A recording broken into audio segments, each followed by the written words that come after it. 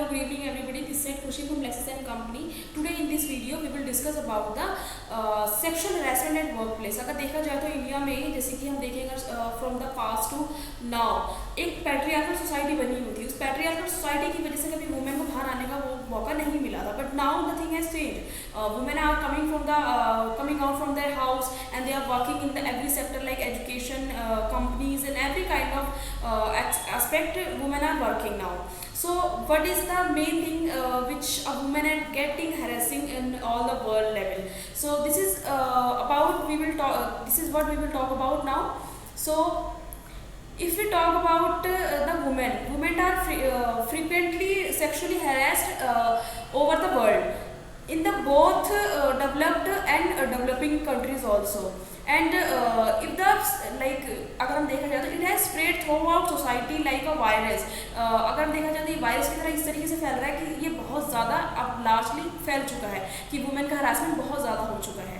तो अगर हम इंडिया की बात करें तो इंडिया में देखा जाए तो the role of women in India is changing क्योंकि quickly as a result of an industrialisation, globalisation and the process of the numerous field जिस तरीके से डेवलपमेंट हो रहा है. So in practically every sector which is like today including the education, economics, political, journalism etcetera, everything, space, culture, service industry and science, technology, everywhere a women are making progress. So इससे क्या हो रहा है, जिस तरीके से progress हो रहा है उस तरीके से वुमेन अगेंस्ट क्राइम भी बहुत ज़्यादा बढ़ता जा रहा है. But even then women are always progressing. So अगर हम देखा जाए तो इंडिया में सेक्सुअल हरासमेंट के लिए लॉज क्या क्या है. सो according to the procedure protection of a woman from sexual harassment act, a woman of any age doesn't mean the age, who claims to have experienced any form of sexual harassment at work, whether she is employed or not employed, are considered aggrieved women in the conciliation of the workplace. यानी कि अगर देखा जाए तो उसको माना जाएगा कि वो वर्क प्लेस पे हरेस हुई थी, चाहे एनी एज हो, चाहे वो एम्प्लॉय थी, चाहे वो टेम्परेरी थी, चाहे वो फुल टाइम थी, हाफ टाइम थी. Every kind of women will be treated as a aggrieved woman. So both the organised and unorganised sector, चाहे वो आपका एनजीओ हो, चाहे वो आपका कोई गवर्नमेंटल और नॉन गवर्नमेंटल ऑर्गेनाइजेशन, किसी भी तरीके का इंस्टीट्यूशन हो, एवरी जो अगर हम देखा जाए कि यहाँ पे एक जो आईसीसी की जो कमेटी होती है वो उनको फॉर्म वहाँ पे करनी पड़ेगी on the call of a women. अगर कोई वुमेन इस चीज़ के लिए कहती है तो this not all like existed, but this is like जब कोई वुमेन अगर उस चीज़ से हरेस होके उस चीज़ के लिए कंप्लेन करती है तो women can we go for the investigation for this also.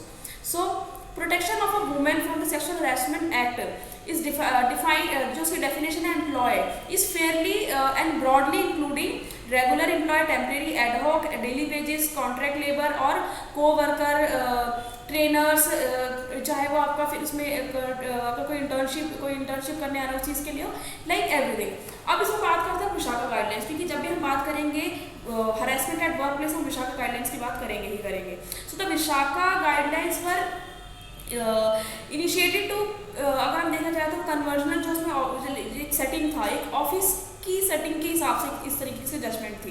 But the protection of a women from the sexual harassment act added the idea of the extended workplace knowledge, and sexual harassment may not always be restricted to the principal place. यानी कि अगर हम place की बात करें तो उसमें place में ज़रूरी नहीं ऑफिस प्लेस ही हो, कहीं पे भी कोई भी किसी भी तरह का कोई एम्प्लॉयमेंट होता है और वहाँ पे अगर सेक्सुअल हरासमेंट होता है तो this comes under the this act.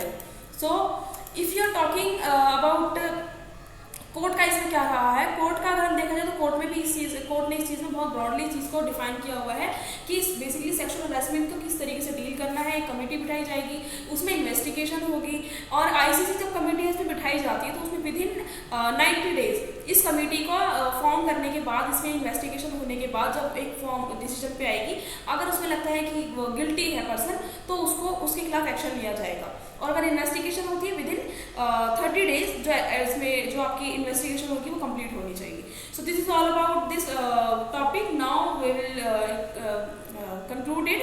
So as I told you that this is a long and lengthy lecture about this sexual harassment at workplace. So thanks for watching this video. We will discuss a new topic in the next video.